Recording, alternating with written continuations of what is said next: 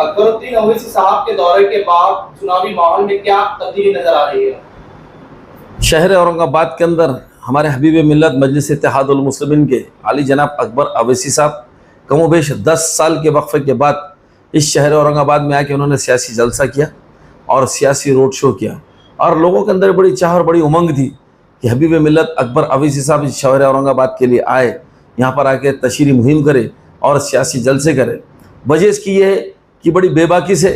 बड़ी बेखौफी से वो कौम और मिल्लत की तर्जुमानी करते हैं और हक़ानियत को बयान करते हैं। अकबर अवैसी साहब के जलसे को जिस किसी ने सुनाऊंगा वो मुतासर हुए बगैर नहीं रह सकता। इतनी बेहतरीन बातों से उन्होंने अवामुन्नास को नवाजा है, इतनी बेहतरीन राह अमल को दिखाया है और बताया है कि सियासी इत्तेहाद में क्या दम होता है। उन्होंने कहा है कि मैं कितने बार जीत के आया हूँ, 5 से 6 बार जीत के आया हूँ, वोट कभी नहीं मांगा, लेकिन काम करके लोगों के दिलों में जगह बनाई और सियासी इत्तेहाद की बात किया। जब भी बात किया तो सियासी इत्तेहाद की बात किया। वही नज़्बुल ऐन को लेके मजलिस इत्तेहादुल मुस्लिमीन के लोग शहर औरंगाबाद के अंदर शाना बशाना तशरीह मुहिम में लगे हैं और इंशाअल्लाह अकबर अवैसी साहब का कल जो रोड शो हुआ बहुत ही बेहतरीन, बहुत ही कामयाब, जिसने पूरी सियासी नुक्ते नज़र को पलट के रख दिया, जिसने पूरी सियासी बिसात को उथल पथल करके रख दिया, यानी कि मजलिस इत्तेहादुल मुस्लिमीन के उम्मीदवार को सीधा जीत के कगार पे लाके खड़े कर दिया। हमारा ये यकीन है कि आपके इन कामयाब दौरों और जलसों से मजलिस इत्तेहादुल मुस्लिमीन के दोनों उम्मीदवार भारी अक्सर से कामयाब हो जाएंगे। जैसे जैसे चुनाव नजदीक आ रहा है, नेताओं की भाषा भी बिगड़ती नजर आ रही है। देखिए, ये वो लोग हैं जिन्होंने कभी समाज में इनका कोई स्थान नहीं रहा, जिन्होंने समाज के अंदर, सियासत के अंदर कभी कोई काम नहीं करे और आए उठाया और भर दिए फार्म और चाह रहे कि अवाम ने इनको सलाखों पे उठा लेना। और जब लोग इनको धुतकार रहे हैं, लोग इनको पूछ नहीं रहे हैं, लोग इनको इनकी हैसियत और औकात बता रहे हैं कि तुमने सियासत पर, समाज में कोई काम नहीं किया, सिर्फ तुम सुपारी लेके कौम के वोटों को बिखराव करने के लिए, कौम को नुकसान पहुंचाने के मकसद से तुम सामने आए हैं। तो जब उनको रिजल्ट सामने दिख रहा है कि ना तो अवाम पूछ रही है, ना लोग पूछ रहे हैं, ना वोट मिलने वाले हैं, तो बौखलाहट का शिकार हो गए, हताशा का शिकार हो गए, निचले सतह पे उतर गए,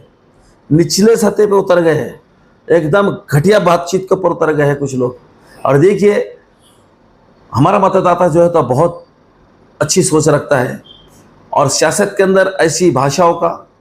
ऐसे लोगों का और ऐसे ख्यालत रखने वालों का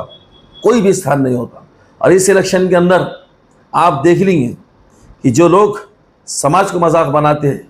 कौम और मिल्लत की परेशानियों को दरकिनार करके सिर्फ अपने सौदेबाजी करते, ऐसे लोगों को इस इलेक्शन के अंदर लोग बिल्कुल हाशिए पर ढकेल देंगे। इनको, इनके सब कुछ समझ में आ जाएंगे इस इलेक्शन के बाद। जितनी तादाद में इनके हाथ में वोट आने वाले हैं, उसके बाद मेरे को नहीं लगता फिर कभी कोई इलेक्शन का सामना करेंगे।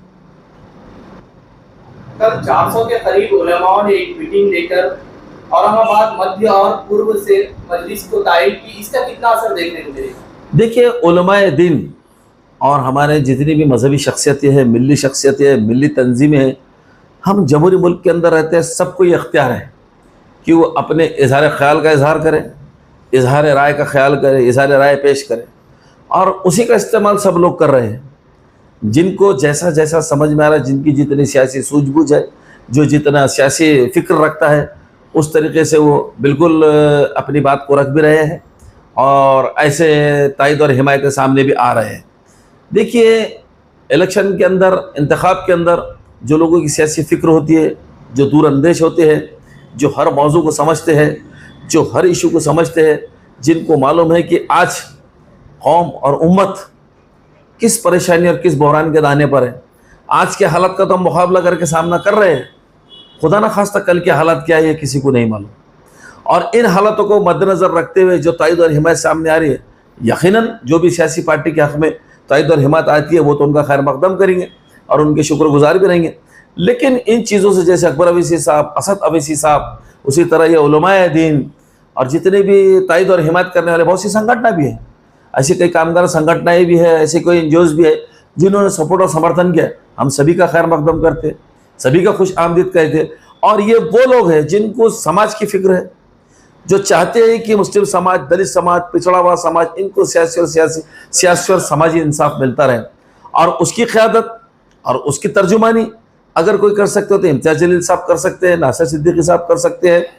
क्यों? तो लोगों ने बेहतरीन तजुर्बा इनका असेंबली में देख चुके हैं, पार्लियामेंट में इनकी बेबाकी देख चुके हैं, असद ओवैसी साहब की, हमारे सदर मोहतरम की क़यादत में इनकी बेबाकी देख चुके हैं। ये वो काम करने के तरीक़ेकार है और ये वो दिलों की तर्जुमानी और धड़कनों की तर्जुमानी और आपके मसालों की तर्जुमानी करते, जिसकी वजह से हमारा भी ये यकीन बनता गया है कि जितनी तायद और हिमायत मिल रही है, इंशाल्लाह दोनों उम्मीदवार बहुत भारी अक्सर से जीत के आएंगे। मराठा आरक्षण के नेता जयंत पाटिल के खिलाफ कल कालीचरण महाराज ने औरंगाबाद में आकर जिस तरह भाषा का इस्तेमाल किया, उस पर आप क्या कहेंगे? देखिए, ये कालीचरण महाराज हो गए, ये रामगिरी महाराज हो गए, वो नीतीश राणे के वो टिल्लू मोटर हो गए, ये इनको खासतौर से हुकूमत ने, गवर्नमेंट ने इनको ये पोलराइज करने के लिए छोड़ा गया है कि ताकि वोटों का विभाजन हो। रामगिरी महाराज ने ये कथावाचक है, अरे भैया तूने अपने मजहब का कितनी ज्ञान लिया, वो लोगों को पढ़ा, तू मुस्लिम मजहब में गुजरा क्यों? और इतना ही मुस्लिम मजहब प्यारा है तो फिर दाखिल क्यों नहीं होता, उसमें दाखिल हो जा, बुरा भला क्यों कर रहा है? उसी तरह कालीचरण महाराज, अब इनको लगा कि हमारे जिरांगे पाटिल साहब ये जो आरक्षण योद्धा है, जो गुर्बत की सतह गुर्बत की ज़मीन से ऊपर उठा है इंसान, ये काश्तकारी के ज़राअत का धंधा और कारोबार करने वाला ये शख्स, ये आम इंसान जिसने अपने समाज को समाजी इंसाफ दिलाने के लिए, यानी कि सियासी इंसाफ दिलाने के लिए, राजनीतिक इंसाफ दिलाने के लिए जरांगे पाटिल ने जो आंदोलन और जो प्रोटेस्ट शुरू किया, इन्होंने एकनाथ शिंदे की हुकूमत को पूरी तरीके से उखाड़ के फेंक दिया, इनके पूरे धाबे दंदना दिया इस एक आम इंसान ने। तो अब इनको कैसा खेलेंगा? ये तो शहंशाह की ज़िंदगी गुजारने वाले लोग, सत्ता तो इनकी जागीर समझ के रखे हुए हैं। तो ये बीजेपी की और एकनाथ शिंदे की हुकूमत को सफ़े हस्ती से अगर कोई मिटा रहा है इस असेंबली इलेक्शन के अंदर, तो जिरांगे पाटिल का आंदोलन पूरी तरीके से इस महाराष्ट्र से एकनाथ शिंदे की सरकार को और बीजेपी सरकार को उखाड़ के फेंक रहा है। अलायंस के गवर्नमेंट की तरफ लोगों का ज़्यादा रुझान जा रहा है। देखिए, जिरांगे पाटिल के ताल्लुक से जो कालीचरण महाराज ने कहा है, ऐसे शब्दावली का जो उन्होंने इस्तेमाल किया है, इसका हम मुस्लिम समाज की तरफ से पूरा कंडेम करते हैं और हम पूरी जिम्मेदारी के साथ कहते हैं कि जब तक मराठा समाज को आरक्षण नहीं मिल जाता,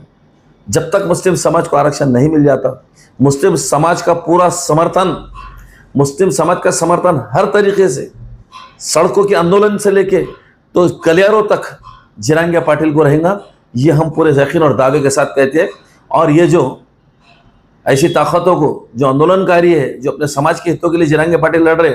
ऐसे भाषाओं से ना तो इनके हौसले पस्त होने वाले हैं और ना ही इनके अज़ाइम कमज़ोर होने वाले। इसलिए हम सब जिरांगे पाटिल साहब की आंदोलन को बहुत बहुत सलाम करते हैं। की भी ताईद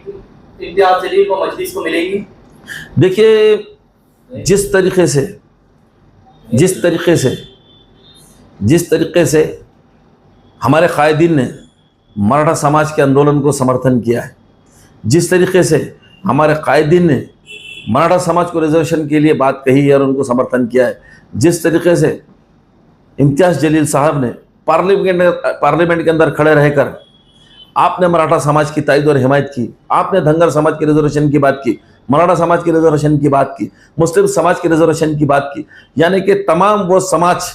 जिनको सियासी और समाजी इंसाफ नहीं मिला, उनकी तायद और हिमायत की है। देखिए, हमने किसी ऑटो की लालच में ये नहीं किया, लेकिन ये वो समाज है, ये वो सूचित समाज है जिनको वाकई में सियासी और समाजी इंसाफ मिलना, और उसके बावजूद हमारे तारीख़ी काम को देखकर, काम करने का तरीक़ाकार को देखकर अगर कोई सियासी क़ुव्वत और ताकत बख्शता है तो सबका स्वागत है।